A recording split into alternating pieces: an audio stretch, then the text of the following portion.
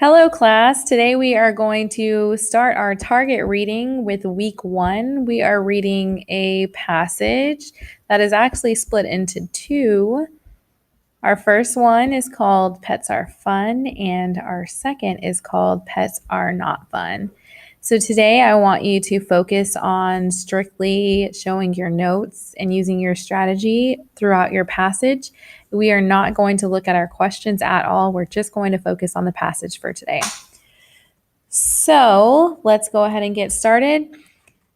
I want you to notice our titles. Let's go ahead and highlight, underline, circle, do whatever you would like to focus on that first title. And then we're going to go down to our second one. That is Pets Are Not Fun. So we have Pets Are Fun and Pets Are Not Fun. Another thing that I see that stands out to me is the author up here. The first one is written by Lydia in 5th grade, and the second one is written by Selena in 3rd grade.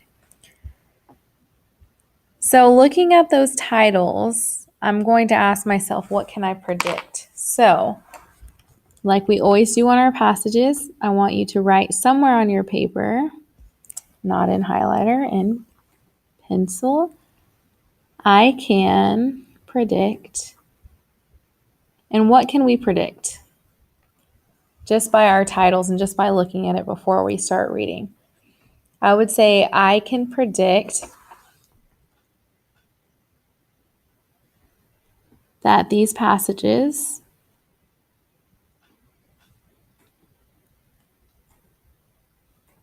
and I'm going to say are two different POVs.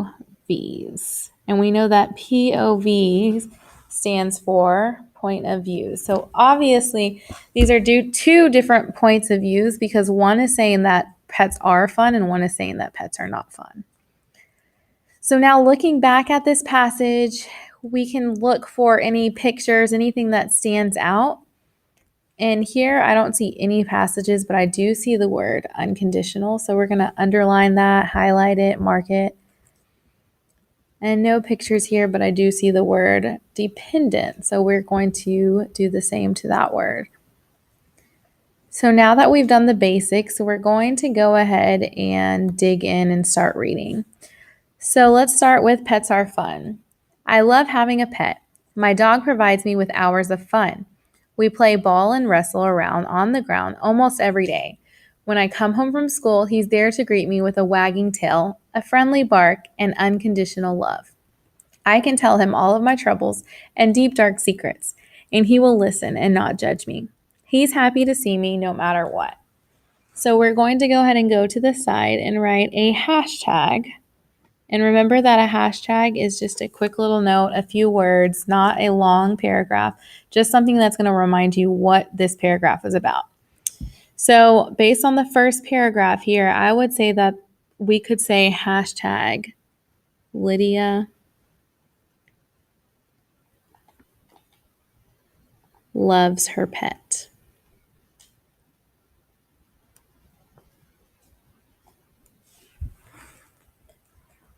So let's go ahead and go down to the second paragraph.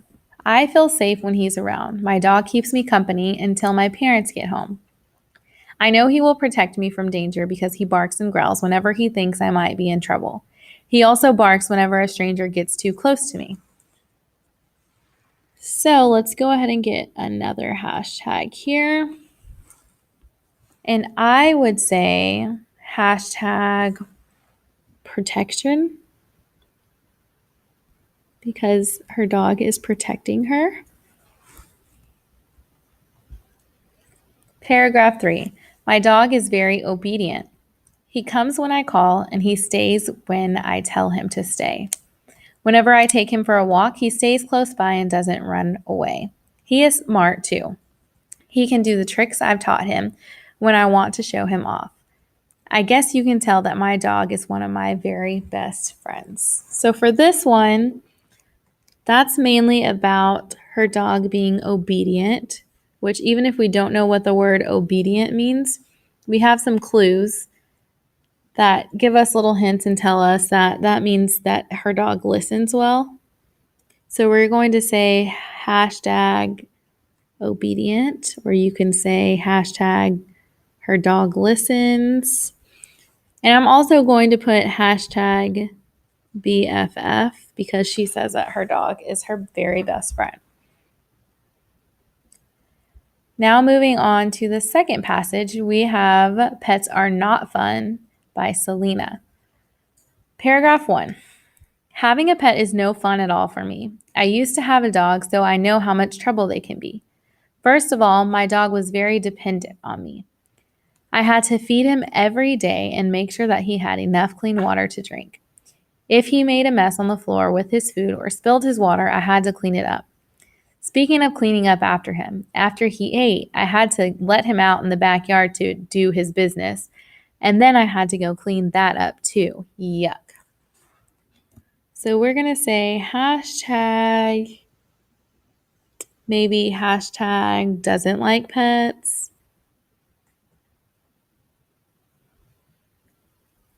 Maybe hashtag pets are work. Our next paragraph says, my dog was always chewing up stuff. He would chew my shoes, my books, and even some of my cool video games if I forgot to put them away. And if that wasn't bad enough, guess who got blamed for all of this? You guessed it, me.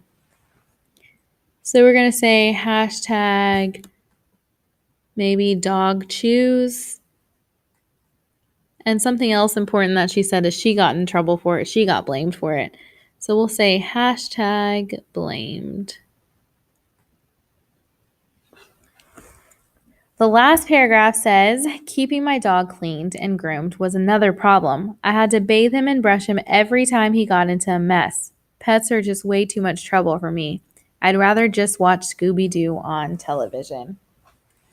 So I think this would be a good one to do, hashtag too much work, because that's her overview, just saying that pets are too much work. Okay, now that we've got our hashtags done and we have made our prediction as well, this will make it a lot easier when we get into our questions. So just remember that when we do get into our questions, refer back to your hashtags and make sure that you show evidence whenever you do choose an answer.